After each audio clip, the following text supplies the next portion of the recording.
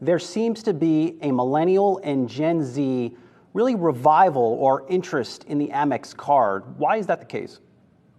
Yeah, so look, just to talk about that revival, when you look at the percent of cards that millennials are acquiring from us, it's over 58%. Most of our platinum cards, I think over 70% of our platinum and gold cards, 75% were acquired by millennials. And what's leading the spending charge for us, our millennial segment, which is about 27% of our overall bill business, was up 38% Q3 21 over Q3 19. So why? The reality is that we've expanded our value propositions. Our value propositions speak to millennials because millennials are looking for experiences, they're looking for access, they're looking to live their lives. And the pandemic, while slowed them down maybe last year, they were the first ones that came out. And so when you look at the overall value propositions that we have put together here, we've doubled down on travel, but we've also expanded into other categories, whether that be, from a platinum perspective, our Walmart Plus membership. We look at other credits in terms of streaming and wireless.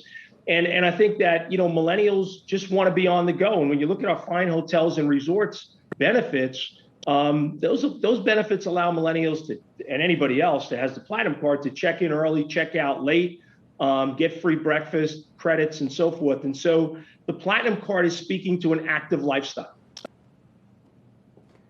I'm sure I'm going to get pushback on Twitter for this one, Steve, but you raised the prices for the cards. $695 now is that annual fee. I mean, do you think, just based on the momentum you are seeing with millennials, Gen Z, that the card is undervalued at that price and you might be able to push a higher price through?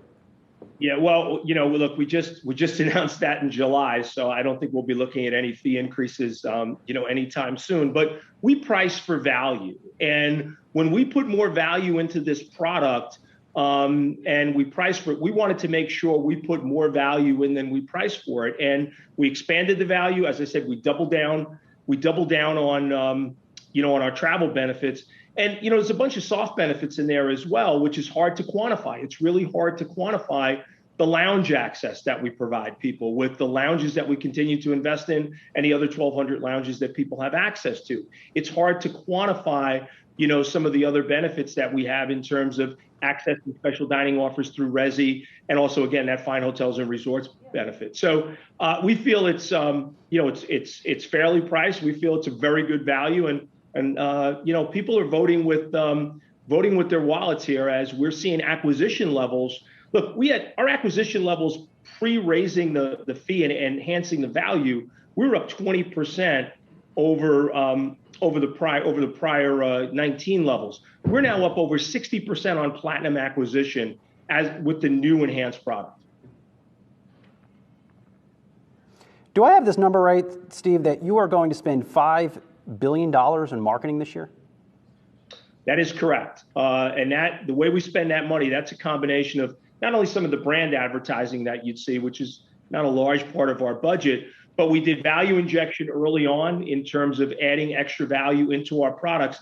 But we also spend in customer marketing, and we spend in, obviously card acquisition. And I get asked this question all the time is, what do you target your spending at? Well, we don't target our spending at any particular number. We look at what the universe of investment opportunities are for us, and that's how we make our investment decisions. And I think what's really important to understand is when people look at American Express and the investment decisions that we're making, they think we're only making U.S. decisions. We're making decisions across the globe, across our small business products, our corporate card products, our co-branded products, our consumer products, and our merchant business.